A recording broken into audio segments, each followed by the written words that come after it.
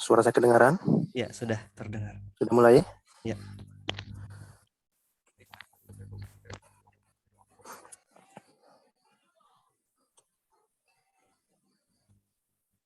Bismillahirrahmanirrahim. Assalamualaikum warahmatullahi wabarakatuh. Waalaikumsalam warahmatullahi wabarakatuh. Waalaikumsalam warahmatullahi wabarakatuh. Alhamdulillah. Alhamdulillahi rabbil alamin. Hamdan katsiran tayyiban mubarakan fih. Kama yuhibbu rabbuna wa yardah. Ashhadu an la ilaha illallah wahdahu la syarikalah. Wa ashhadu anna Muhammadan abduhu wa rasuluh la nabiyya ba'dah. Allahumma salli wa sallim ala nabiyyina Muhammadin wa ala alihi wa ashabihi wa tabi'in wa tabi'i tabi'in wa man tabi'ahum bi ihsanin ila yaumil qiyamah. Amma ba'du. Kaum muslimin, muslimat, jamaah Majelis Quran Allah Subhanahu wa taala dan juga pendengar radio Suara ITMI di mana saja berada dan juga yang menyaksikan streaming, yang menonton di YouTube, yang menyaksikan acara kami ini, semoga semua dalam keadaan sehat walafiat. Alhamdulillah, di malam hari ini kita masih dipertemukan oleh Allah Subhanahu wa taala dalam keadaan sehat walafiat. Kita masih dapat bersama-sama menghadiri acara majelis Quran ITMI Jawa Barat meskipun lewat online. Marilah kita senantiasa memanjatkan puja dan puji syukur kita atas kehadiran Allah Subhanahu wa taala, atas segala nikmat-nikmatnya yang diberikan kepada kita semua, baik itu nikmat kesehatan, nikmat Islam, nikmat hidayah, nikmat duniawi dan ukhrawi, dan serta nikmat-nikmat yang lainnya yang tak dapat terhitung jumlahnya atau banyaknya. Semoga kita dapat mensyukuri nikmat-nikmat yang Allah berikan kepada kita semua. Semoga kita semua menjadi hamba Allah yang senantiasa bersyukur. Amin ya rabbal alamin.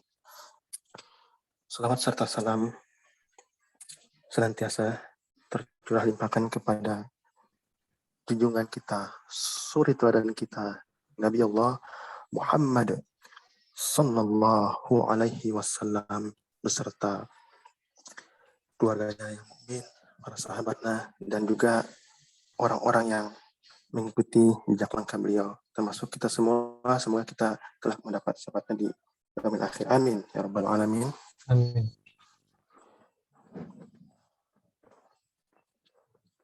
Sesaat lagi mari kita bersama-sama mendengarkan kajian membahas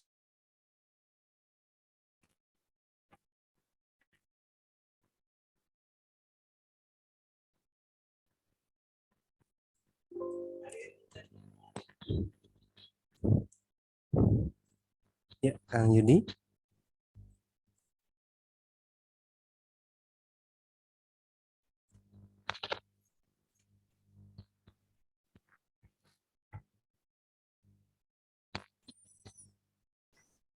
Tema kita pada malam hari ini yaitu tentang ulumul Quran. Suara Mas Yudi di saya menghilang. Ya, di saya juga, Kang Gugum. Oh iya, mungkin jaringannya. Oh, seperti Sinyalnya jaringan. sepertinya. Ya. Baiklah, sebelum kita mendengarkan kajian dari Ustaz Zuhud pada malam hari ini akan membahas tema ulumul Quran pada pertemuan yang kelima. Alhamdulillah tidak terasa ya, sudah yang kelima lagi dari itu bulan September kalau tidak salah pertemuan pertama sampai sekarang awal tahun Januari sudah pertemuan kelima. Ya, Kang Yudi sudah masuk kembali. Assalamualaikum Kang Yudi. Baik, mungkin langsung saja saya akan terlebih dahulu saya akan memurojaah surah Al-Ghasyiyah ya. Saya akan bacakan surah Al-Ghasyiyah. Suara saya kedengaran? Apa ada kedengaran suara saya? Sudah Kang Yudi terdengar kembali. Alhamdulillah. Alhamdulillah. Ya. Kepada Ustadz Gugum dipersilakan. Assalamualaikum warahmatullahi wabarakatuh. Waalaikumsalam warahmatullahi wabarakatuh. A'udzu billahi minasyaitonir rajim. Bismillahirrahmanirrahim. Hal ataka haditsul ghasyiyah. Wujuhun yawma idzin khashi'ah. Amilatun nasibah. Tasla naran hamiyah. Tusqa min 'ainin aniyah. Laisa lahum ta'amun illa min dhari'.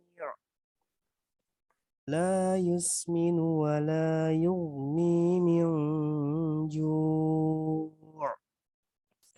Wujuhun yawma idzin na'imah.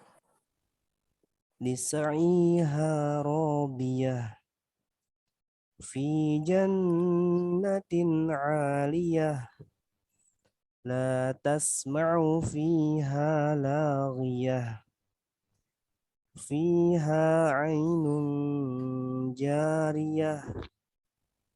Fiha sururun marfu'ah. Wa akwabun mawdu'ah. Wa namariqu masfufah. Wa zarabiyyu mabthusah.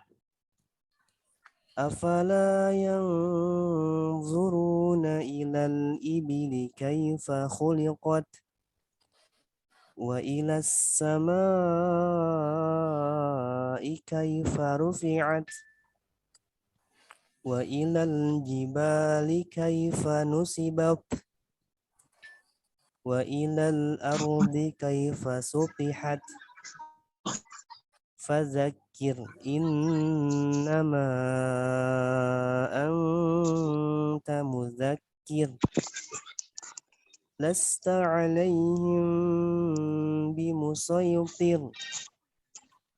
Illa man tawalla wa kafar. Fayu'adzibuhu Allahul 'adzabal akbar. Inna ilayna iyabahum. Thumma inna alayna hisabahum. Sadaqallahul azim. Sami'na wa ata'na. Wassalamualaikum warahmatullahi wabarakatuh. Waalaikumsalam warahmatullahi wabarakatuh. Barakallahu fikum wa jazakumullah khair. Masya Allah. Demikianlah pembacaan Al-Quran yang dibacakan oleh Ustadz Gugum. Kepada beliau ucapkan banyak terima kasih. Semoga yang membaca dan juga mendengarkan semua mendapatkan pahala dari Allah Subhanahu wa taala. Amin. Amin. Amin ya rabbal alamin. Ya, kita langsung ke materi inti ya. Yang mana kali ini akan disampaikan oleh Ustadz Zuhud Al-Ghifari SAG membahas materi ulumul Quran. Kepada beliau dipersilakan. Ya. Bismillahirrahmanirrahim. Assalamualaikum warahmatullahi wabarakatuh. Waalaikumsalam warahmatullahi wabarakatuh. Alhamdulillahi ala ni'matil iman. Alhamdulillahi ala ni'matil islam. Alhamdulillahi ala ni'matil ikhlas. Alhamdulillahi ala ni'matil ukhuwah. Alhamdulillahi ala ni'matil tilawah. Alhamdulillahi ala ni'matil ibadah. Alhamdulillah Alhamdulillahirabbil alamin. Wassalatu wassalamu ala asrofil anbiya'i wal mursalin wa ala alihi wa sahbihi ajma'in. Asyhadu an la ilaha illallah wahdahu la syarika lah. Asyhadu anna Muhammadan abduhu wa rasuluhu la nabiyya ba'da. A'udzu billahi minasyaitonir rajim. Bismillahirrahmanirrahim. Ya ayyuhalladzina amanu taqullaha haqqa tuqatih wa la tamutunna illa wa antum muslimun. Sadaqallahul azim. Amma ba'du. Alhamdulillahirabbil alamin. Ya, jamaah yang Allah muliakan, pendengar radio Suara IPMI dimanapun berada. Alhamdulillah, sebuah kenikmatan dari Allah Subhanahu wa Ta'ala. Allah masihkan kita usia dan kesempatan serta kelapangan sehingga kita pada malam hari ini dapat menghadiri sebuah majelis yang insya Allah akan Allah berkahi, ya, yaitu majelis ta'lim IPMI Jabar ya. Tapi meskipun ada nama Jabarnya, ini alhamdulillah pendengarnya di luar Jawa Barat juga banyak ya, subhanallah. Ya, ini semua adalah kenikmatan dari Allah Subhanahu wa Ta'ala, karena dari sekian ratus ribu atau mungkin puluhan ribu jutaan tunanetra di Indonesia, Allah memilih kita untuk hadir dalam majelis di malam hari ini. Ya, semata-mata ini kesempatan dari Allah kepada kita untuk memperbanyak amalan soleh kita ya, sebagai bekalan kita di akhirat. Salawat dan salam tercurah limpahkan kepada Nabi kita, kepada kekasih kita, yakni baginda Rasulullah Muhammad Sallallahu Alaihi Wasallam, kepada keluarganya, sahabatnya, dan juga seluruh umatnya yang senantiasa mengikuti sunnah-sunnahnya. Kita berharap kepada Allah Subhanahu wa Ta'ala, berdoa kepadanya bahwa kita dimasukkan oleh Allah sebagai golongan dari Nabi Muhammad SAW, insya Allah. Baik, untuk malam hari ini, Ana akan melanjutkan pembahasan kita mengenai ulumul Quran, bab tentang wahyu. Pertemuan sebelumnya di bulan Desember kalau tidak salah ya, itu kita membahas tentang definisi tentang wahyu ya, definisi tentang wahyu dan beberapa hal yang berkaitan dengannya ya, pendahuluannya. Untuk masalah definisi ini, Ana baru menyampaikan tentang definisi wahyu secara bahasa ya. Ana belum menyampaikan tentang dari pengertian wahyu secara istilahnya belum. Nah, Ana akan sampaikan pengertian wahyu secara istilah. Ada beberapa pendapat dari ulama tentu saja, bukan pendapat Ana sendiri, tapi dari beberapa ulama yang Ana kutip, yang mereka menjelaskan apa itu definisi wahyu.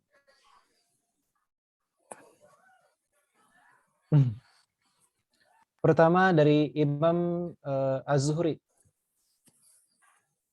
Yang pertama dari Imam Az-Zuhri, beliau berkata atau beliau berpendapat bahwa wahyu adalah kalam Allah, ya, kalam Allah yang disampaikan kepada nabi-nabinya atau rasulnya, ya, atau salah satu di antara mereka yang disampaikan kepada para nabinya, kemudian dikukuhkan wahyu tersebut ke dalam hati nabinya atau hati rasulnya.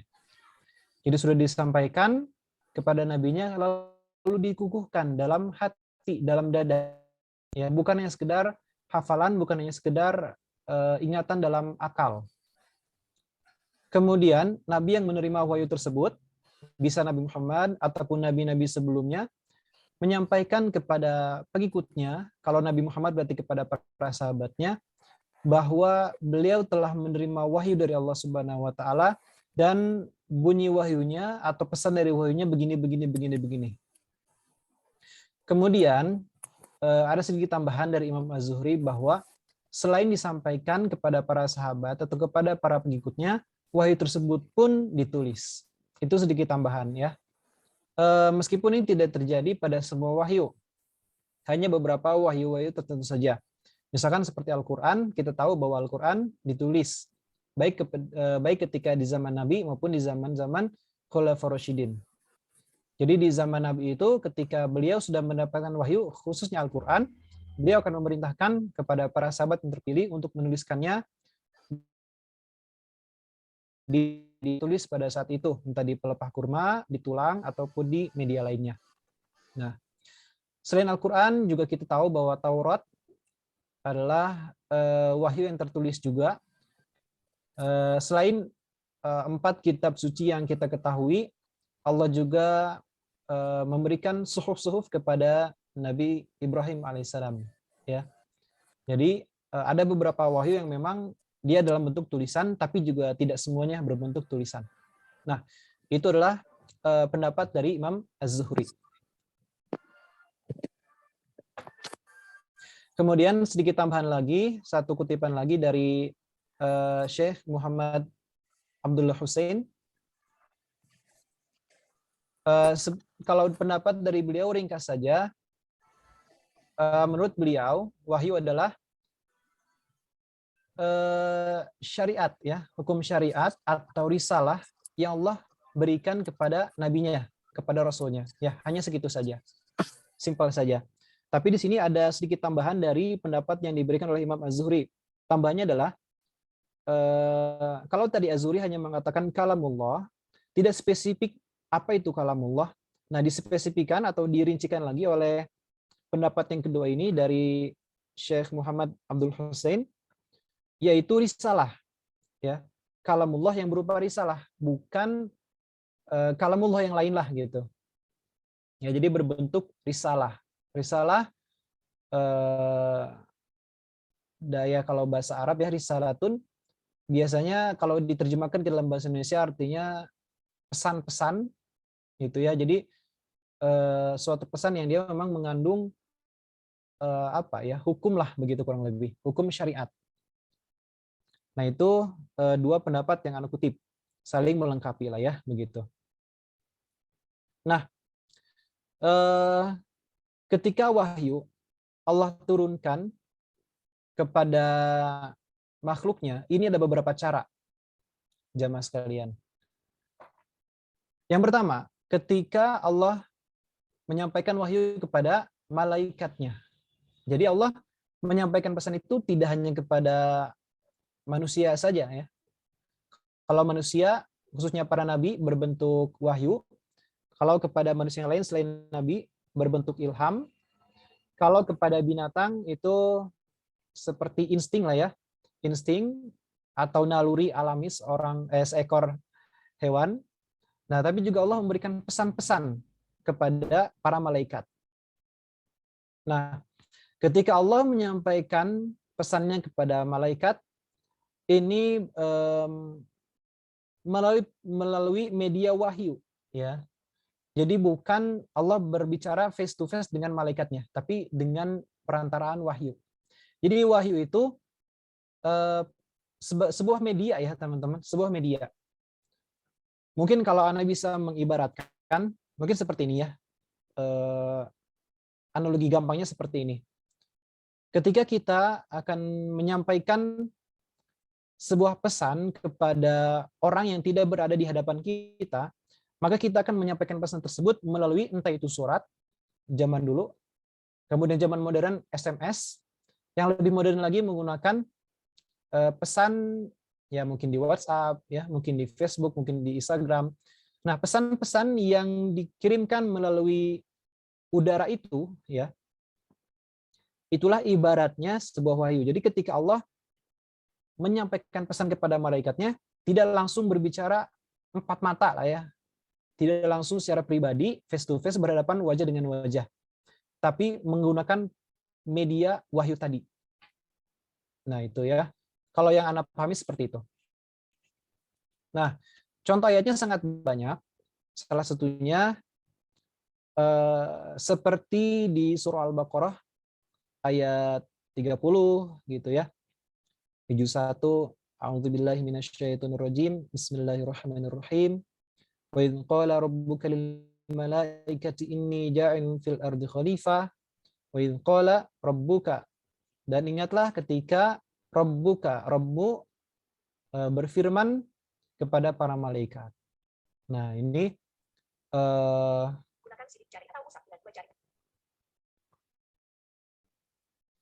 Ya, ini salah satu bentuk bahwa Allah memang menyampaikan wahyu kepada malaikatnya. Begitu ya. Kemudian ada juga sedikit penguat dari hadis Rasulullah SAW.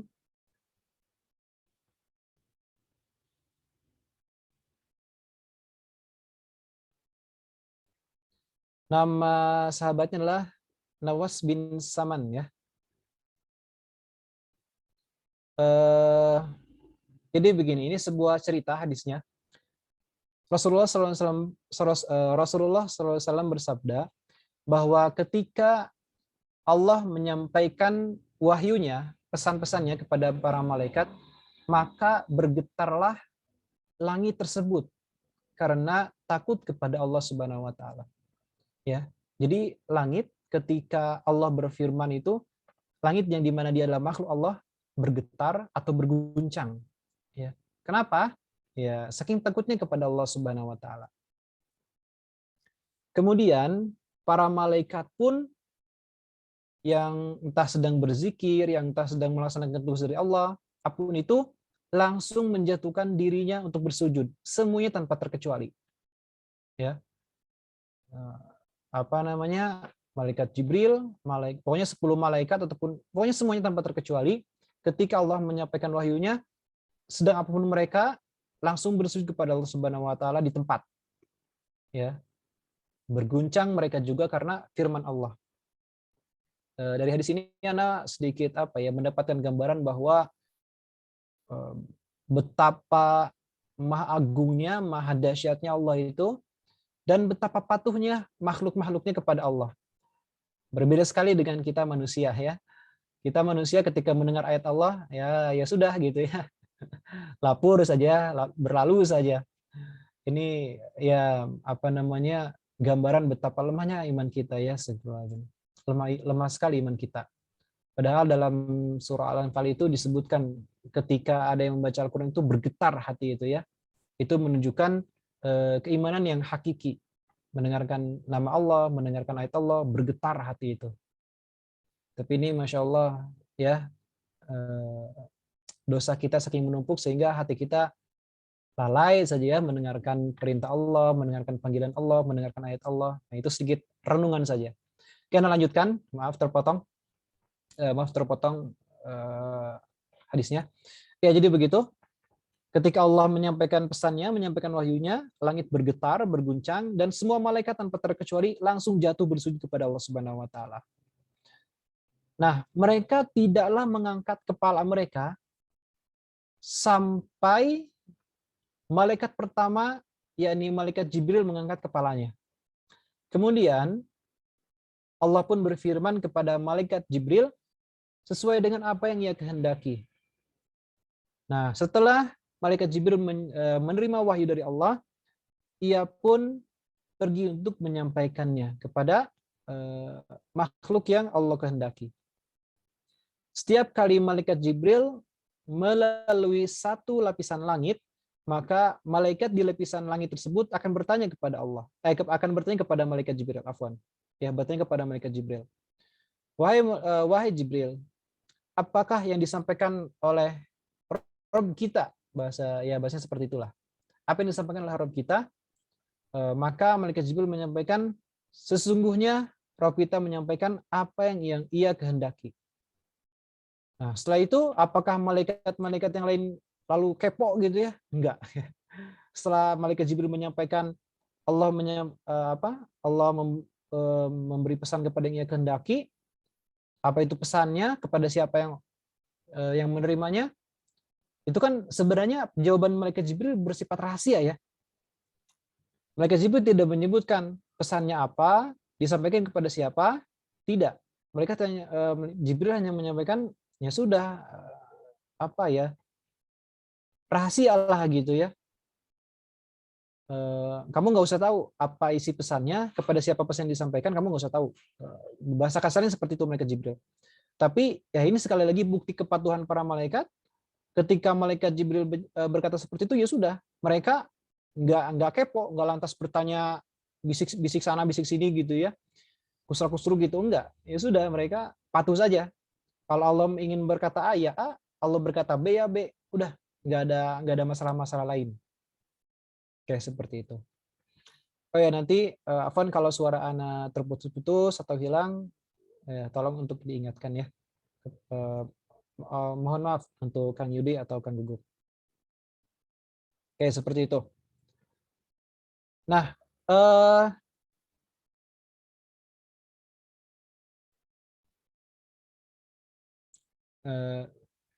sampai mana tadi? Oh ya, sampai melintasi langit-langit ya, lapisan langit, dan setiap malaikat Jibril melewati langit tersebut, maka malaikat yang berada di lapis langit tersebut bertanya kepada malaikat Jibril seperti yang tadi Anda sampaikan, dan malaikat yang mendapatkan jawaban demikian akan menyampaikan kalimat yang sama kepada malaikat-malaikat lainnya di langit tersebut. Ya, tentu saja tanpa pengurangan dan tanpa melebihkan. Ya, jadi betul-betul apa yang disampaikan malaikat Jibril akan mereka sampaikan persis seperti itu. Seperti itu ya. Nah, ini hadis yang diriwayatkan, hadis riwayat At-Tabrani. Seperti itu. Nah, kemudian wahyu yang disampaikan kepada Nabi dan Rasul Allah. Ini dalilnya bisa kita merujuk pada surah, sebentar, saya ingat dulu.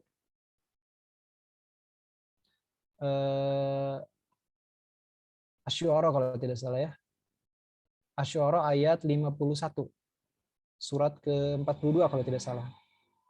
Nah, jadi dalam ayat tersebut dijelaskan bahwa tidaklah Allah bercakap-cakap, berbincang atau menyampaikan pesan kepada manusia melainkan dengan 3 cara, yaitu melalui perantaraan wahyu, lalu melalui perantaraan utusan, dan yang ketiga berbicara langsung di balik tabir.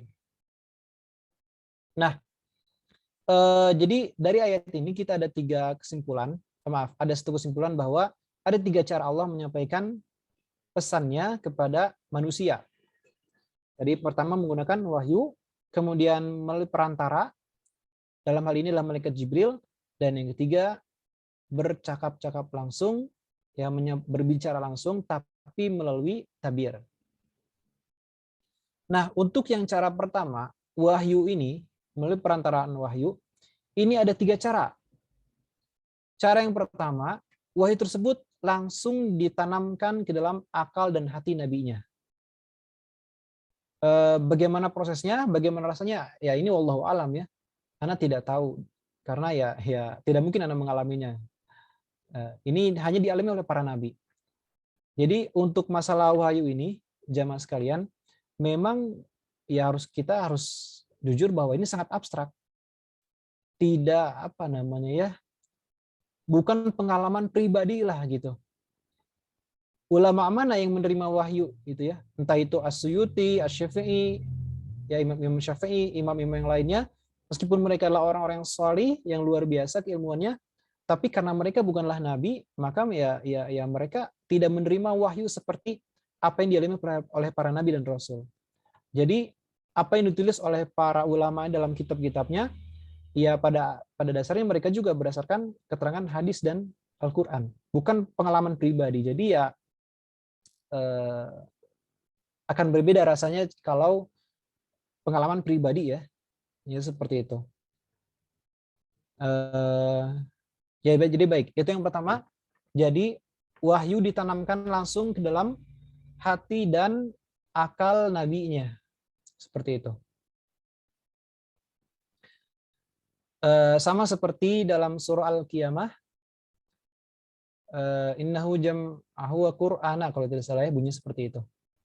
Jadi memang Allah, dan tanggung jawab kami lah, ya maksudnya Allah untuk mengumpulkan wahyu-wahyu atau Al-Quran tersebut ke dalam dada Nabi Muhammad SAW.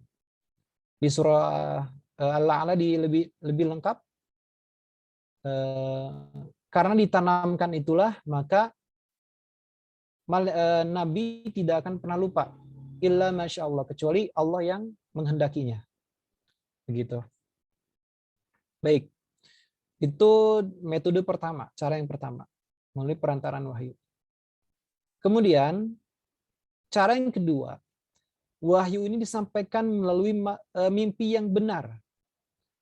Mimpi para nabi dan rasul adalah benar. Itu adalah memang pesan dari Allah Subhanahu wa taala. Dari hadis yang diriwayatkan oleh Aisyah radhiyallahu anha, Aisyah meriwayatkan bahwa sebelum Rasulullah diangkat menjadi seorang nabi di bulan Ramadan itu, ya di Gua Hira. Nah, itu kan Rasulullah sebelum-sebelumnya memang sudah sering ya berkunjung ke Gua Hira dan bertafakur di sana. Sudah sering. Nah, dari sebelum-sebelumnya pun Rasulullah sudah mendapatkan wahyu, sebenarnya seperti itu.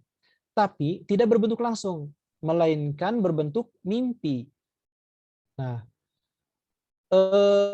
kalau digambarkan dalam hadis itu, mimpinya seperti cahaya yang terang bagikan di tengah hari. Wahyu mimpinya seperti itu.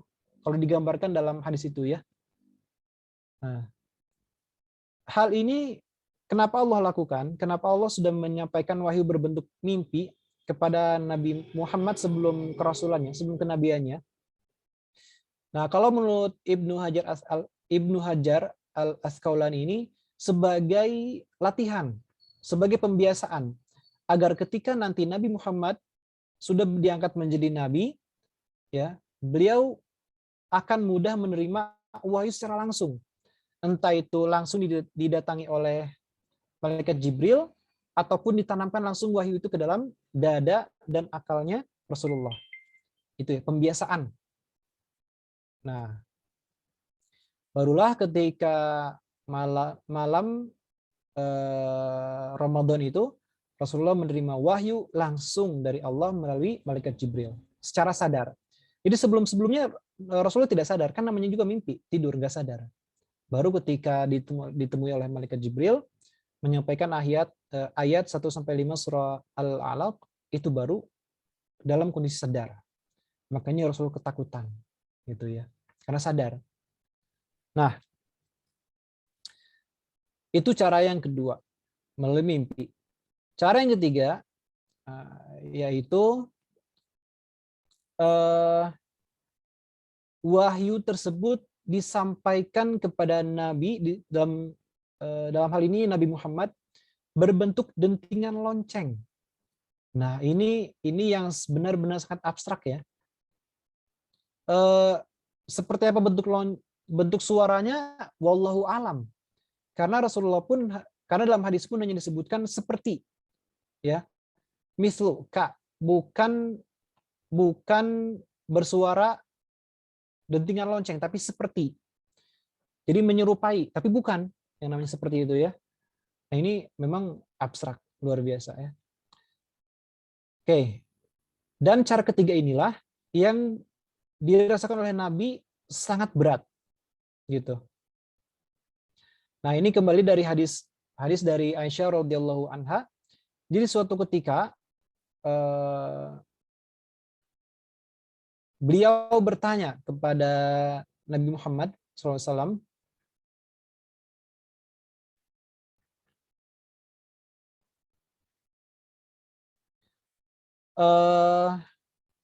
jadi begini, kalau dideskripsikan oleh Nabi Muhammad, wahyu itu atau suara dentingan lonceng itu tiba-tiba datang, ya, tiba-tiba datangnya, dan tiba-tiba juga perginya. Tapi begitu dentingan lonceng itu hilang, Rasulullah secara tiba-tiba memahami apa yang dimasukkan dalam dentingan lonceng tersebut. Nah, itu yang digambarkan oleh Rasulullah. Tapi meskipun begitu, meskipun prosesnya sangat singkat, itu berat bagi Rasulullah. Ya,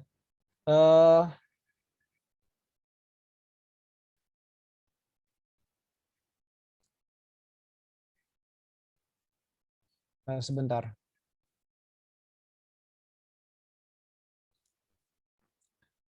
Iya, jadi itu ya cara yang paling berat untuk Rasulullah ketika menerima wahyu.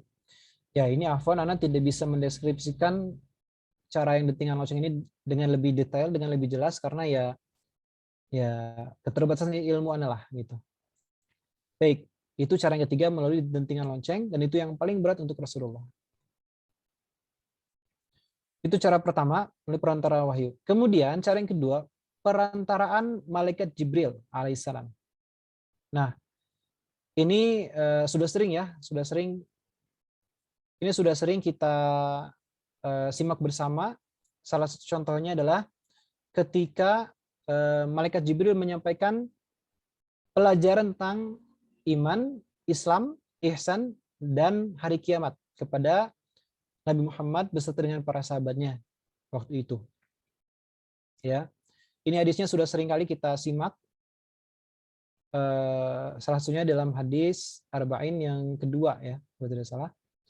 Malaikat Jibril dalam wujud manusianya mendatangi Rasulullah, tiba-tiba duduk di depan Rasulullah dengan lutut bersentuhan. Ya. Kemudian malaikat Jibril bertanya, apa itu iman, apa itu Islam, apa itu ihsan, dan apa saja tanda-tanda kiamat. Insya Allah sudah paham kita, sudah sering kali kita dengar hadis yang ini. Ya. Ini adalah bukti bahwa wahyu Allah sampaikan melalui perantaraan malaikat Jibril alaihissalam. Nah, untuk melalui perantaraan ini ada dua cara.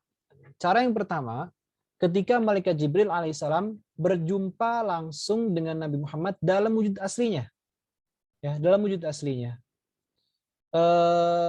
Dan ini salah satu buktinya seperti yang Allah firmankan dalam surah An-Najm, ya.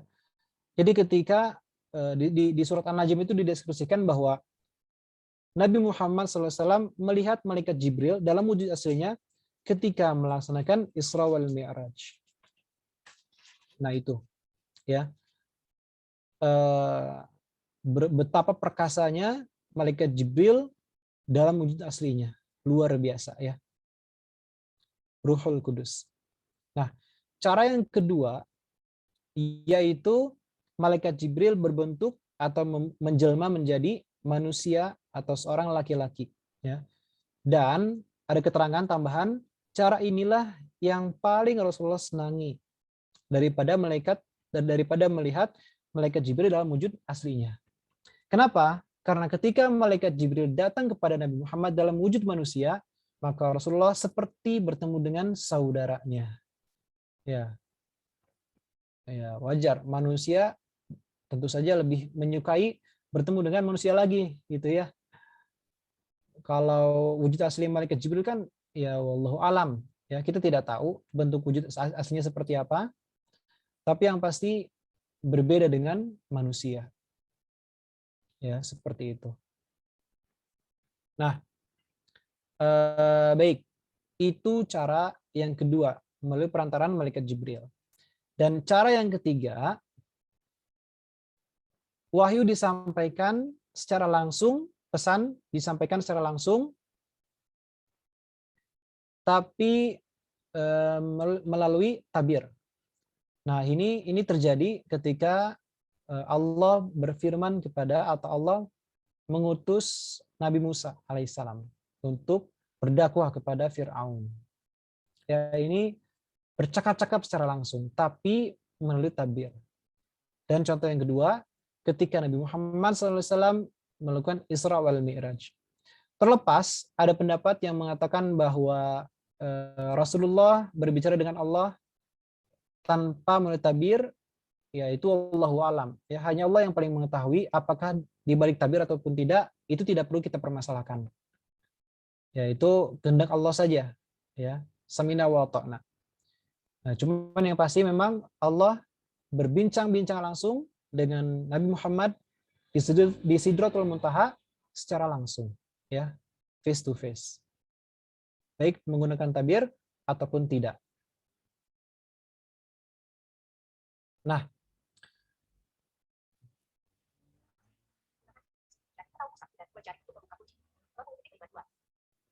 baik, itu adalah beberapa cara yang Allah gunakan ketika menyampaikan pesannya atau wahyunya, risalahnya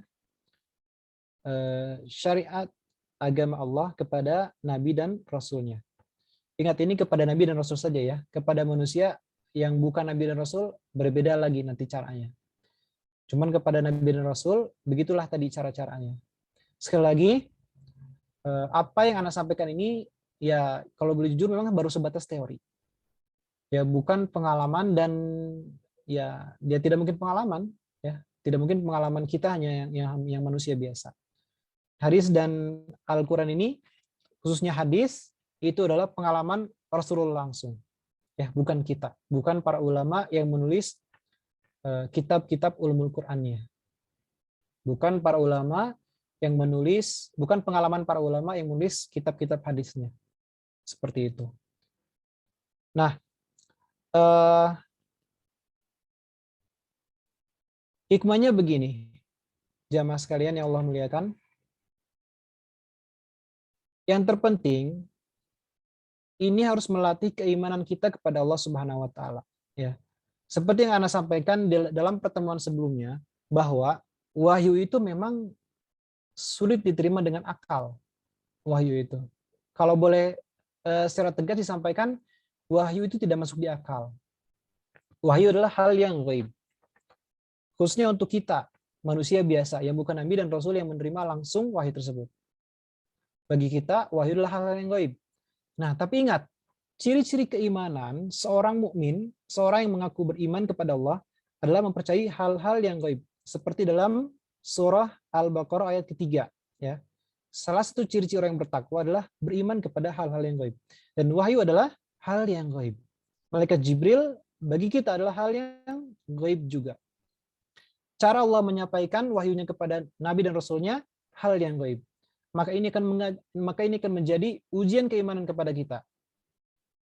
Apakah kita bisa menerima Al-Quran seutuhnya dengan segala macam hal-hal kegaiban yang melekat padanya atau tidak? Begitu. Kalau kita tidak bisa menerima Al-Quran secara sepenuhnya dengan segala macam kegaiban yang melekat pada Al-Quran, maka hati-hati. Kita bisa menjadi seperti orang-orang Barat. Ya, seperti orang-orang yang mengedepankan akal daripada wahyu. Seperti orang-orang liberal. Seperti orang-orang orientalis. Mereka tidak menerima Al-Quran sebagai wahyu dari Allah. Mereka mau menerima ketika Al-Quran dikatakan sebagai perkataannya Muhammad bin Abdullah. Nah itu. Ya. Itu ujian keimanan untuk kita. Ujian keimanan, apakah kita akan takwa, apakah kita akan takut, patuh kepada Al-Quran yang disampaikan secara gaib, ataukah tidak. Baik. Itu pelajaran berharga yang harus kita ambil, yang harus kita renungan. Ya, yang harus kita renungkan. Apakah kita akan menjadi syaitan, atau menjadi malaikat yang patuh kepada Allah, betul-betul patuh. Seperti yang tadi Anda gambarkan dalam satu hadis. Di mana ketika malaikat menerima wahyu dari Allah, maka mereka langsung tunduk, jatuh bersujud kepada Allah Subhanahu wa taala. Ya, bahasanya jatuh. Jadi tanpa berpikir panjang langsung sujud gitu. Para malaikat itu ketika ada wahyu dari Allah Subhanahu wa taala. Tanpa penundaan. Aduh, kagok lagi ini, aduh, kagok lagi ini, enggak ya. Tapi langsung patuh, tunduk kepada Allah. Nah, apakah kita akan seperti malaikat ataukah seperti ya iblis yang membangkang perintah Allah? Kata Allah bersujud kepada Adam, iblis mengatakan ana khairum minhu. Aku lebih baik daripada ia. Padahal iblis ini mengalami langsung bagaimana mendapatkan wahyu dari Allah Subhanahu wa taala, tapi ia membangkang. Begitu. Jamaah sekalian yang Allah muliakan. Nah, satu penekanan lagi dari ana. Insya Allah kita semua yang di sini yang hadir dalam majelis ta'lim di malam hari ini adalah para penghafal Quran. Ya, terlepas sudah 30 juz, terlepas baru 15 juz, terlepas baru 3 surat. Kulhu, gitu ya, Al-Falaq, An-Nas, plus Al-Fatihah, gitu ya. Jadi 4 surat. Terlepas, yang penting kita sudah menjadi seorang penghafal ayat-ayat Al-Quran. Maka adalah sebuah tanggung jawab untuk kita, yaitu patuh kepada ayat yang kita hafalkan. Ya. patuh dan mengamalkannya. Baik, mungkin itu saja yang dapat Ana sampaikan di malam hari ini. Sekali lagi Ana mohon maaf, sangat-sangat mohon maaf tidak bisa menjelaskan masalah wahyu ini dengan secara mendetail, dengan secara jelas. Itu semua karena keterbatasan ilmu yang Ana miliki. Jika ada kesalahan, Ana mohon maaf. Silakan untuk dikoreksi atau ditambahkan. Demikian, Yudi, Ana kembalikan kepada MC. Barakallahu fikum wa jazakumullahu khair. Ya, demikianlah pembahasan ulumul Quran yang telah disampaikan oleh Ustadz Zuhud Al-Ghifari SAG, hafizallahu ta'ala. Kepada beliau kami ucapkan banyak terima kasih. Semoga apa yang telah beliau sampaikan menambah keilmuan kita, wawasan kita yang luas. Betapa pentingnya kita memahami ulumul Quran. Jadi semoga apa yang beliau sampaikan, kita semua yang mendengarkan, baik yang pendengar radio suara ini dan yang menonton di YouTube dan semua kita yang hadir di sini yang mendengarkan dapat menyerap yang beliau sampaikan. Ya, baik, berikutnya kita akan membuka ya sesi tanya jawab ya, begitu. Mungkin ada para jamaah yang ingin bertanya, dipersilakan. Saya izin bertanya.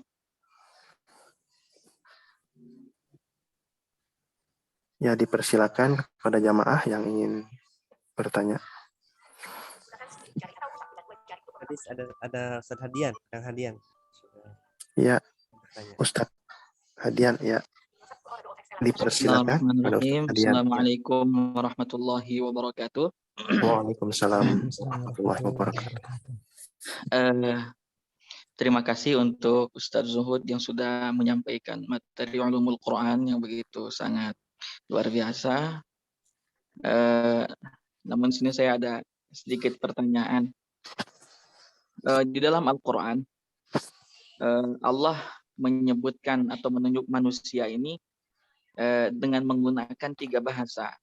Terkadang Allah menggunakan al-insan atau an-nas atau bashar. Nah, yang pertama pertanyaan dari saya, apa perbedaan al-insan, an-nas, dan juga bashar? Pertanyaan yang keduanya, kenapa Rasulullah menyebutkan dirinya sebagai bashar? Dalam suratul Kahfi, ayat terakhir, Qul innama ana basyarun mithlukum yuha ilai. Sesungguhnya aku adalah manusia sama seperti kalian, akan tetapi aku diberikan wahyu. Kenapa di situ Rasul menggunakan kalimat bashar untuk dirinya? Apakah ada ada penjelasan tertentu gitu untuk ayat tersebut? Syukran. Assalamualaikum warahmatullahi wabarakatuh. Waalaikumsalam warahmatullahi wabarakatuh. Ya, silakan. Kang Yuri, ini ada beberapa yang mengangkat tangan. Apa langsung Anda jawab atau Ada diberi yang- kesempatan dulu yang mengangkat tangan? Ada Ustadz Happy di sini.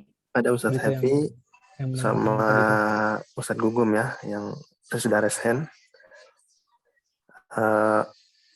Atau mungkin satu-satu dulu ya, mungkin yang di ini dulu ya. Ya, baik. Ya. Ya, baik. Terima kasih Ustadz Hadian Akbar. Masya Allah. Ya, ini pertanyaan lebih ke tafsir ya. Subhanallah. Ana akan coba menjawab sama ilmu yang Ana miliki. Mungkin nanti bisa ditambahkan dengan ustadz-ustadz yang lainnya. Tadi Ana lihat di daftar partisipan ada orang-orang hebat ya yang hadir. Ada Ustadz Happy, kemudian ada Mas Ardiansyah, ya, dan yang lain-lainnya lah. Mungkin nanti bisa dilengkapi, bisa ditambahkan. Baik, dari yang apa yang Ana ketahui, sebenarnya bukan 3 ya, tapi 4. Ada An-Nas, Insan, Bashar, dan Bani Adam. Nah, jadi ada 4 panggilan manusia dari Allah Subhanahu Wa Taala. yang dimana masing-masing ada maknanya tersendiri. Begitu. Ketika memang ini materi yang sering kali dibahas. Maksudnya ya beberapa kali dibahas ya dalam kajian tafsir. Karena ini ya kajian yang menarik gitu. Tentang hakikat siapa nih diri kita? Siapa sih hakikat manusia itu? Seperti apa hakikat manusia? Pertama Bashar dulu. Ini yang mudah Anda pahami ya, Bashar. Ketika Allah menyebutkan manusia sebagai Bashar, ini menunjukkan sifat-sifat kemanusiawian dalam makhluk tersebut. Sifat-sifat manusia ini, manusia bukan malaikat, juga bukan jin. Manusia ada dua sisi, ya, baik dan buruk. Kalau malaikat baik terus. Ini sisi malaikat itu memang Allah menciptakan malaikat sebagai makhluk yang taat. Ya, selalu patuh kepada Allah Subhanahu wa taala. Berbeda dengan halnya jin. Jin ini dia makhluk yang memang karakternya pembangkang. Tapi manusia dia ada dua sisi, baik itu sisi kemalaikatan ya maksudnya, sisi baik dan sisi buruknya. Makanya Allah berfirman, alhamaha fujuraha wa taqwaha. Allah mengilhamkan kepada nafs di ayat sebelumnya, penafsi wa masawaha itu kepada nafs itu fujur dan takwa. Nah, Bashar ini gambarannya lebih pada hal-hal biologisnya manusia, ya, yang sifatnya lebih ke fisik, jasmani. Ada makan, ya, ada hawa nafsu, ada bersedih, ada bersukaria, gitu. Inilah hal-hal yang memang dimiliki oleh manusia. Malaikat, meskipun Allah berikan akal yang luar biasa, tapi Allah tidak memberikan nafsu kepada malaikat, sehingga mereka tidak mengenal apa itu sedih, apa itu gembira, apa itu marah. Mereka tidak mengenal, ya, karena mereka tidak diberikan nafsu. Tapi manusia berbeda. Manusia dengan sifat-sifat yang khas, mereka mengenal kegembiraan, sedih, gelisah, ketakutan, marah, ya, bahagia.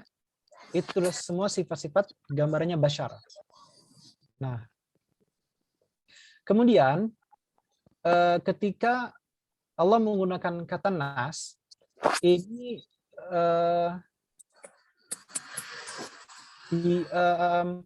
menunjukkan karakter manusia memiliki banyak kekurangan, begitu. Menunjukkan karakter manusia sebagai makhluk sosial.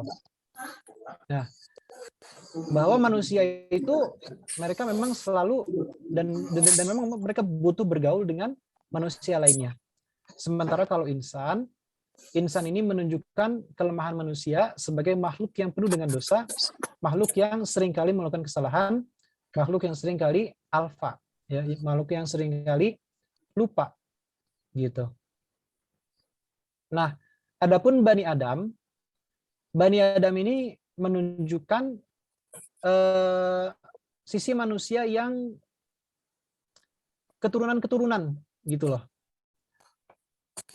Jadi hal yang berlaku dalam satu ayat tersebut ketika Allah menggunakan kata Bani Adam itu juga dilakukan oleh generasi manusia berikutnya, gitu. Nah, itu ketika Allah menggunakan nama Bani Adam, istilah Bani Adam. Nah, lalu untuk pertanyaan yang kedua, ini ana wallahu alam, kenapa Nabi Muhammad SAW menggunakan kata Bashar dalam ayat tersebut? Innama ana basyarukum mithluha. Dari apa yang ana bisa pahami, kenapa Allah menggunakan kata Bashar untuk menunjukkan Nabi Muhammad?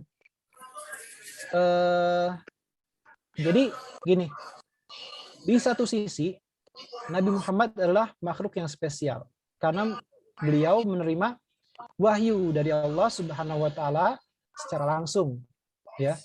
Seperti tadi yang anak katakan bahwa Nabi Muhammad berjumpa langsung dengan Allah, menerima wahyu langsung dari Allah secara face to face pada saat Sidratul Muntaha. Ini menunjukkan bahwa Nabi Muhammad adalah makhluk yang luar biasa spesial, bahkan lebih spesial daripada malaikat. Ya, lebih spesial daripada malaikat. Nabi Muhammad itu lebih mulia daripada malaikat Jibril sekalipun.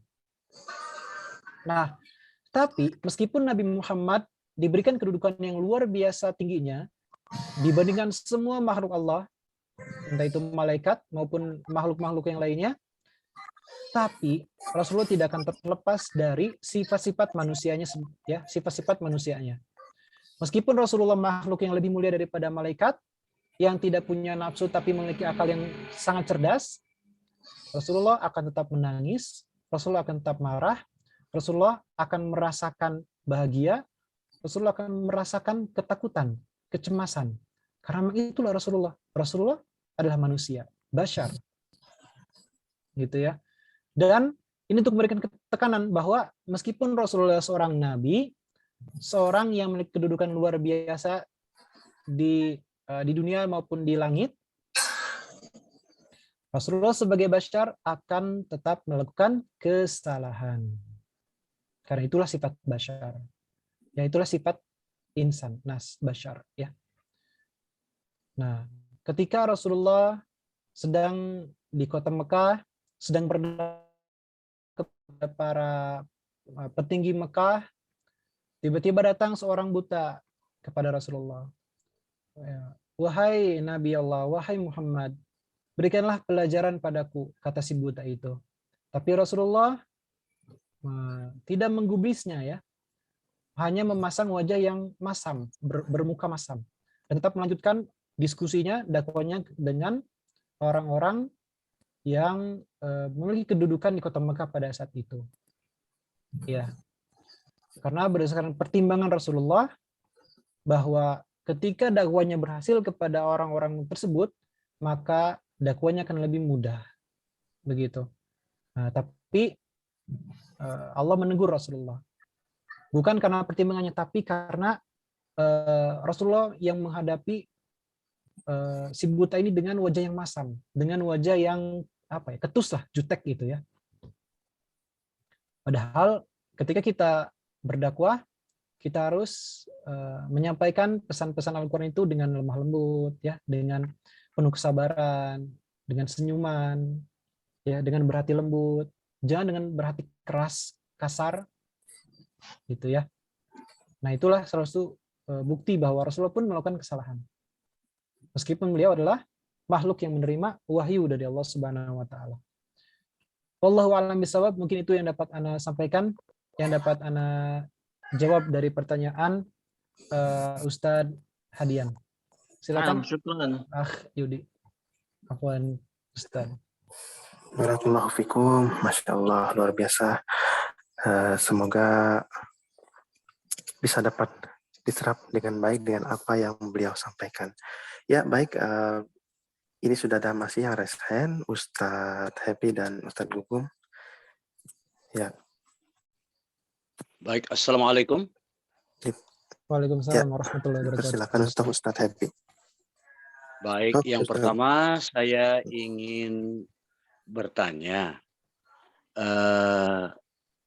apa kira-kira hikmah ketika kita mempelajari atau mengetahui yang ulumul Quran tadi? Karena di situ kan banyak teori-teori, istilah-istilah dan lain-lain. Apa kira-kira hikmahnya bagi kita atau manfaatnya bagi kita ketika kita mengkaji itu? Nah, itu yang pertama. Yang kedua, mohon maaf ini Ustadz, mohon izin. Misalnya ketika tadi Allah berfirman kepada Rasulullah, katakanlah bahwa ana basyarum mislukum, gitu kan. Aku ini adalah manusia seperti kalian. Boleh nggak kira-kira kita katakan misalnya di antara hikmahnya adalah bahwa meskipun beliau uswatun hasanah bagi kita, idealnya tipe manusia dari segala sisinya, tapi kira-kira pesan Allah bahwa kamu itu mungkin loh untuk mencontoh seluruh perilaku Rasulullah SAW karena beliau juga manusia. Nah, mohon maaf Ustadz, dua pertanyaan itu mudah-mudahan bermanfaat bagi saya dan mudah juga bermanfaat bagi ikhwan dan akhwat yang lain juga. Terima kasih. Wassalamualaikum. Waalaikumsalam warahmatullahi warahmatullahi wabarakatuh. wabarakatuh. Ya, baik. Terima kasih Ustadz Happy, Masya Allah. Ya, hikmah kita mempelajari ilmu Quran. Yang paling utama, jamaah sekalian,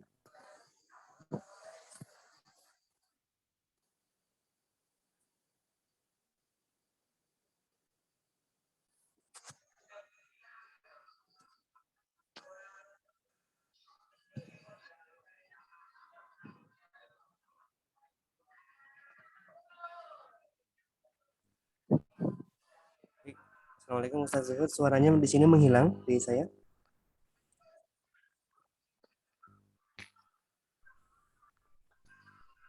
Bagi yang Ya, lain suaranya kalau sama terkendala sinyal mungkin. ya, mungkin di sini sudah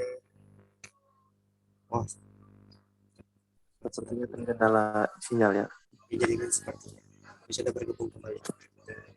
Ini saja. Jaringan ya.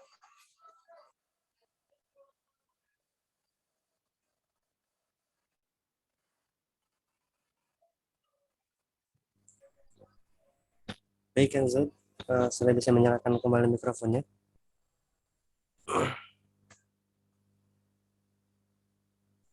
Kita sambil menunggu, saya izin menyampaikan pertanyaan saya ya, Kang Yudi ya. Mungkin Kang Zul sudah bisa mendengar.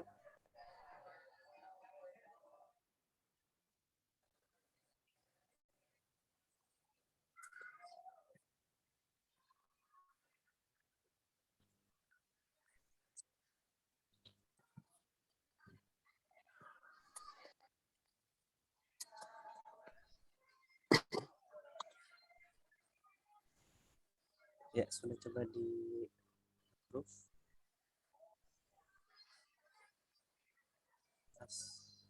Unmute.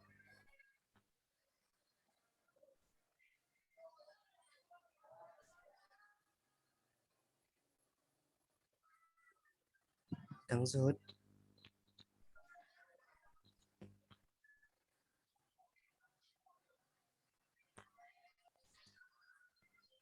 Masih terkenal sinyal ya. Luar biasa. Sebetulnya menarik ya, Mas Yudi, bahasan kita. Apa namanya? Sepertinya terkendala jaringan gitu. Ya, Ustaz terkenal Gugum. jaringan mungkin karena hujan juga. Soalnya namanya sudah tidak ada beliau. Sepertinya udah ini turun karena jaringan gitu kan, udah karena jaringan ini. Di sini sudah masuk kembali namanya, tetapi Udah ada ya? ya audionya belum connect. Nah, sudah masuk. Ya, menarik sekali sebetulnya. Assalamualaikum. Waalaikumsalam. Waalaikumsalam warahmatullahi wabarakatuh. Aduh, afwan. Ada tiba-tiba Ya, live. Siap. Nggak tahu kenapa ini. Ya, entah sinyal atau apa gitu. Iya. Ya, baik. Anak-anak coba lanjutkan ya. Tadi pertanyaan dari Ustadz Depi ya. Luar biasa. Baik, tentu saja hikmah ketika kita mempelajari ulumul Quran ini sangat banyak ya, tapi menurut Ana yang paling utama yakni kita semakin memahami tentang kitab suci kita. Ketika pemahaman kita semakin mendalam terhadap Al-Qur'an, maka diharapkan ketakwaan kita lebih meningkat lagi. Karena dalam Al-Qur'an itu banyak sekali ayat-ayat yang menggambarkan tentang sifat-sifat Allah, tentang perintah-perintah Allah, gitu. Dan kalau yang Anda pahami, untuk betul-betul memahami ilmu tafsir, ya untuk memahami tafsir suatu ayat, kita ya harus disertai dengan ilmu ulumul Qurannya juga, gitu loh. Model seperti ini. Dalam ulumul Quran nanti kita akan membahas tentang bab ayat-ayat yang muhkam dan mutasyabih, am wa khas, ya. nasikh wa mansukh dan yang lain-lain. Ayat yang muhkam mutasyabih, am dan khos, nasikh wa mansukh, nasikh dan mansukh, ya, dan hal yang berkaitan lagi tentangnya, itu adalah teori-teori yang nanti akan mempermudah kita dalam memahami ayat-ayat Al-Quran. Gitu. Ana ibaratkan seperti inilah. Jamaah sekalian, coba bayangkan ada seorang laki-laki yang akan menggali tanah. Ya. Ketika ia menggali tanah untuk menanam pohon, maka cukuplah ia menggali tersebut dengan skop, ya, manual dengan tangan. Itu sudah cukup. Tetapi ketika ia menggali tanah untuk menguburkan seorang atau jenazah, yang dimana kuburnya mau tidak mau harus dalam, kurang lebih 2 meter, 1,5 meter, maka dia tidak bisa menggunakan skop. Dia mau tidak mau harus menggunakan cangkul minimal. Kalau dia menggunakan skop, beresnya kapan gitu loh. Ya. Belum nanti kalau ada tanah yang keras gitu. Harus dengan cangkul yang bagus. Ya. Agar galiannya dalam, cepat. Nah, tapi ketika seorang laki-laki, ya, ketika si laki-laki ini akan menggali tanah untuk mengambil airnya, ya, untuk menggali sumur misalkan, dia nggak bisa dengan skop atau dengan cangkul. Dia harus menggunakan alat khusus untuk menggali tanah hingga kedalaman 15 meter, 20 meter, 25 meter. Kalau pakai cangkul, kapan beresnya gitu ya? Keburu tua gitu baru beres. Nah, itu untuk menggali sumur. Maka dia perlu menggunakan bor khusus untuk menggali sumur. Tapi ketika dia ingin menambang perut bumi berupa emas, logam mulia, minyak, gas, maka dia tidak bisa menggunakan bor sumur.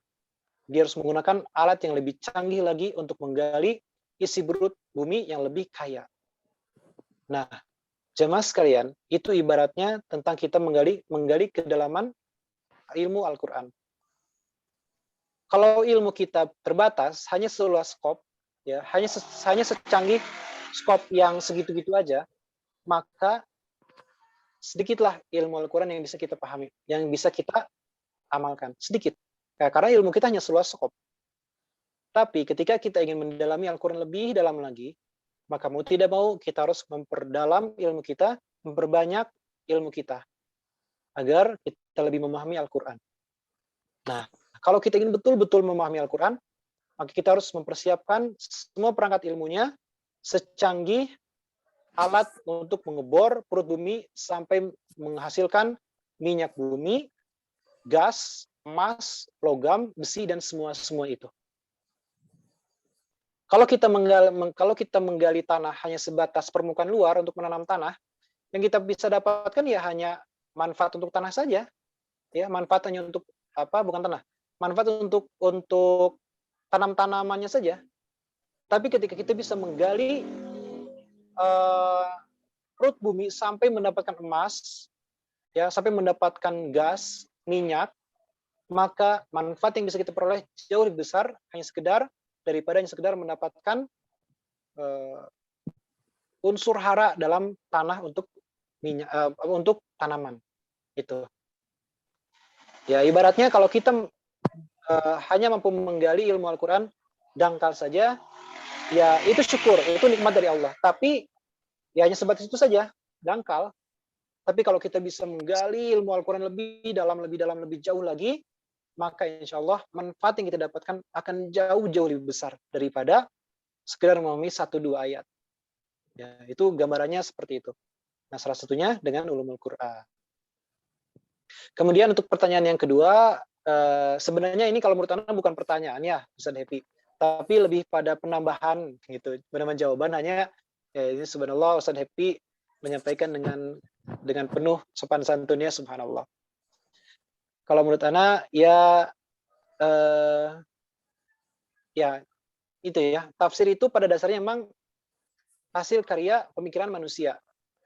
Tafsir mana yang bukan karya manusia ya? Semuanya karya manusia. Tafsir Ibnu Abbas manusia. Ya, tafsir Ali bin Abi Thalib, beliau juga manusia. Hanya saja dengan keilmuan yang jauh lebih tinggi daripada kita, dengan keimanan yang jauh lebih kuat daripada kita. Ya, tapi yang namanya manusia, mereka hanya bisa menerka-nerka maksud dari Allah Subhanahu wa taala. Karena yang betul-betul tahu 100% maksud dari suatu ayat adalah Allah Subhanahu wa taala itu sendiri. Ya. Nah, maaf, dan juga dari tafsir dari Nabi Muhammad ya. Tafsir dari Nabi Muhammad, karena memang tafsir yang dikemukakan oleh Nabi Muhammad itu adalah wahyu. Ya, tafsirnya berupa hadis. Seperti itu. Nah, jadi ya kalaupun kita ingin mengambil pendapat dari Ustaz Devi tadi, ya silakan saja begitu ya. Toh ada dalilnya juga. Ya, laqad kana lakum Rasulullahi uswatun hasanah. Seperti itu. Mungkin begitu, Yudi dan Ustaz Happy. Afwan kalau ada kekeliruan. Wallahu a'lam bishawab. Ya, apakah masih ada yang ingin bertanya dari para jamaah? Ya, sudah ada yang buka mikrofon. Ya, Ustaz. Kalau Hukum masih ya? ada waktu, Kang Zuhud masih ada waktu, Ustaz Zuhud?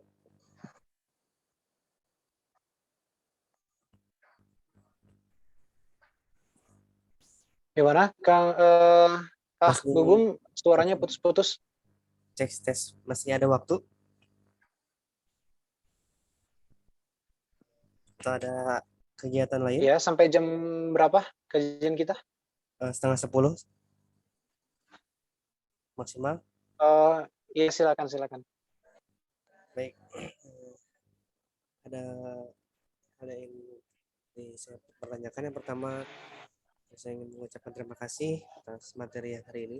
Luar biasa, semoga menjadi amal soleh untuk sesuatu khususnya. Tadi dikatakan bahwa wahyu yang terberat itu adalah ketika dengan suara lonceng. Ya. Saya penasaran mengapa gitu. Lonceng itu apakah hanya simbol ya, atau lonceng, jadi terbayang oleh saya kan lonceng yang di gereja, dan mengapa dikatakan yang terberat bagi Rasul itu mungkin yang pertama. Barangkali Ustaz Zuhud sempat mendengar riwayat atau seperti apa. Kemudian yang kedua, satu lagi, bagaimana cara memahamkan tentang wahyu ini, baik itu definisinya dan juga tadi proses penurunannya kepada anak-anak gitu kan, seperti itu.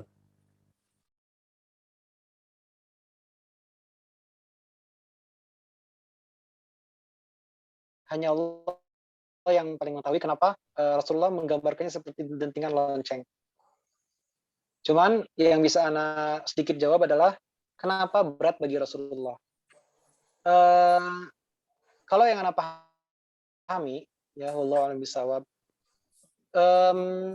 wahyu berbentuk dentingan lonceng ini dia berbeda dengan dua cara pertama, yaitu melalui mimpi dan ditanamkan langsung kepada dada dan akal nabinya, ya Nabi Allah maksudnya. Kalau melalui mimpi, seperti halnya mimpi yang diterima oleh Nabi Ibrahim aja lah ya. Nabi Ibrahim alaihissalam bermimpi menyembelih putranya. Ya, ini maksudnya mudah dipahami. Ya. Kemudian mimpi ketika Nabi Yusuf bercerita kepada ayahandanya, yakni Nabi Yakub, bahwa Yusuf kecil bermimpi ada 11 bintang dan matahari bulan itu memberi hormat kepadanya. Ya.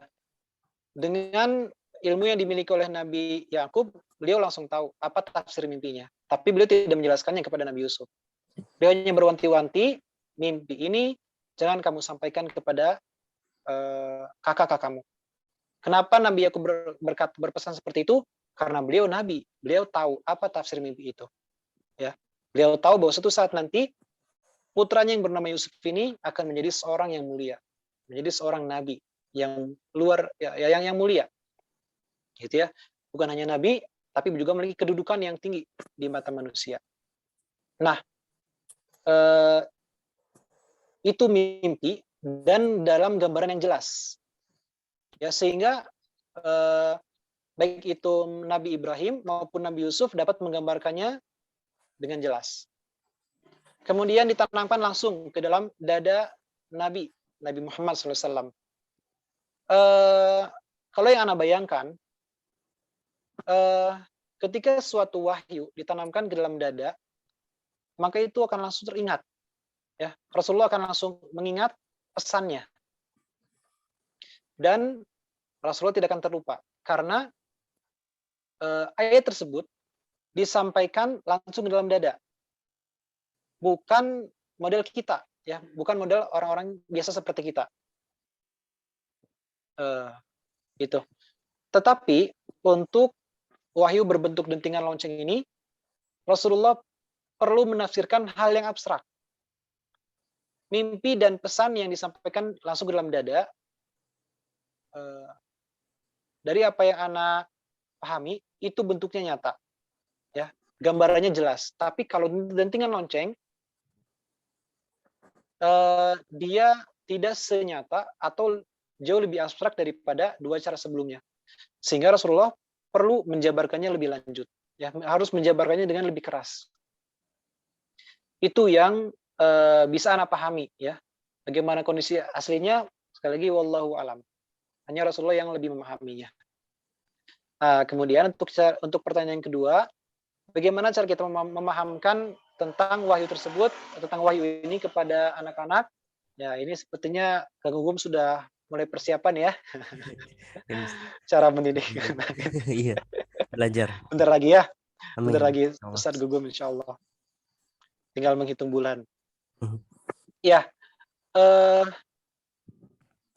satu prinsip yang Anda pegang, bahwa untuk anak-anak kita harus menyesuaikan penjelasan kita sesuai dengan kemampuan pikirnya.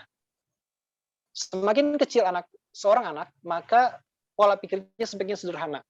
Tapi semakin besar anak tersebut, ya, maka semakin kompleks pola pikirnya. Kenapa? Karena itu berkaitan dengan ilmu yang sudah ia dapatkan, pengalaman yang sudah ia alami. Makanya makin dewasa, pemikiran kita semakin kompleks, dan kita semakin bisa menerima teori-teori atau hal yang lebih berat daripada anak-anak kecil. Nah, sebenarnya tidak masalah mau caranya seperti apa kita memberi pemahaman tentang wahyu kepada anak-anak, itu nggak jadi masalah caranya. Yang penting prinsipnya tetap kita pegang, bahwa jangan jangan ribet, jangan menggunakan bahasa-bahasa yang berat, jangan menggunakan teori-teori yang sulit dipahami dengan bahasa-bahasa yang memutar-mutar gitu. Sebisa mungkin dibuat sesimpel mungkin lah kepada anak-anak kecil itu, ya, gitu. Dan sebenarnya kalau bagi anak-anak itu tidak masalah mau seperti apa teorinya. Yang penting bagi anak langsung ke hikmah, gitu. Kalau teorinya seperti apa, itu ya sebenarnya kalau buat anak-anak, mereka nggak terlalu peduli.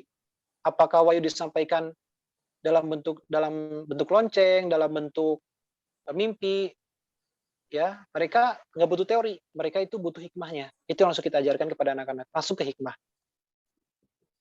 Itu prinsip yang anak pegang itu ketika kita mengajarkan agama kepada anak-anak kecil, gitu ya.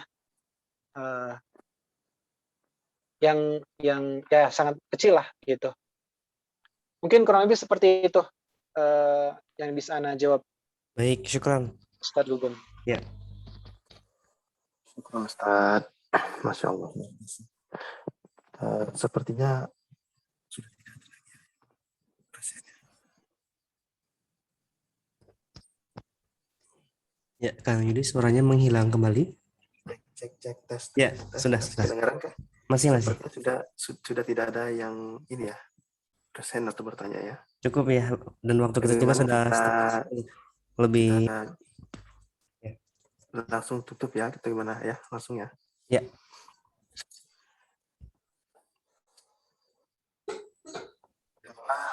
Majelis Quran Jawa Barat yang dirahmati Allah Subhanahu wa taala. Alhamdulillah, tibalah kita sudah di penghujung acara. Alhamdulillah, semoga apa yang beliau sampaikan pada malam hari ini, pembahasan Ulumul Quran, kita bisa menyerap, kita bisa mengamalkan dengan apa yang beliau sampaikan. Semoga wawasan dan keilmuan kita semuanya bertambah. Amin ya rabbal alamin. Ya, demikianlah rangkaian acara yang dapat kami sampaikan. Saya selaku pembawa acara, kurang lebihnya mohon maaf bila ada kata-kata yang kurang berkenan di hati jamaah semua. Mungkin dari awal hingga akhir ada kata-kata saya dalam penyampaian kurang, mohonlah dimaafkan. Ya, mari kita tutup dengan membaca hamdalah. Setelah itu kita lanjutkan dengan doa kafaratul majlis. Alhamdulillahirabbil alamin. Subhanakallahumma wa bihamdika asyhadu an la ilaha illa anta astaghfiruka wa atubu ilaik. Wassalamualaikum warahmatullahi wabarakatuh. Waalaikumsalam warahmatullahi wabarakatuh.